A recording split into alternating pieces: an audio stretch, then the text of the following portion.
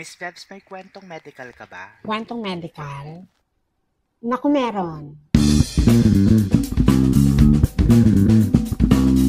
Congratulations, you're now officially part of GES. You may now complete your medical exam. By the way, your start date will be tonight at 7 p.m.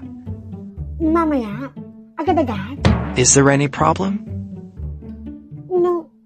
I don't see any problem at all. Ganti, biruin mo, isang buong araw ako na sa recruitment. Tapos, kinaumagahan, may medical exam pati. Ang malala, kinagabihan, start ko na. Pero sino ba naman ako para magreklamo? Kailangan ko ng trabaho. So, go. Name po? Beverly Puyat po. Sige po, kayo na po next. Kalma lang po, extract lang po ng blood sample. Huwag po kayo nervisen, mabilis lang to, parang kagat lang ng langgam. So, eto na po. Mama po kayo na nervisen Miss, iturok mo na kung ituturok mo. Kahit kagat pa yun ng dinosaur, hindi ko na yung mararamdaman.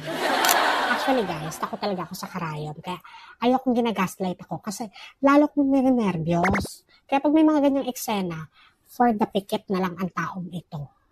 Pero isa pa sa mga eksenang hindi ko malilimutan is yung poops.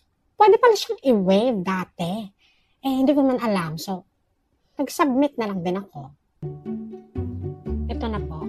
Ay grabe, ang dami naman po pang sandwich na. P-size lang po lang. Okay na yan, para sure. Hindi ko kasi alam yung technique kung paano kumuha ng ganon. Tsaka di ko siya tinitignan kasi. Kadiri kaya. Pero isa pa sa mga epic talaga is eto. Ma'am, urine na po. Kayo na po umihi. Hindi pa eh. May tubig kayo? Meron po doon sa tabi, ma'am. Diyos ko, dito yata ako magtatagal. Nakaihi na ako bago pumunta dito.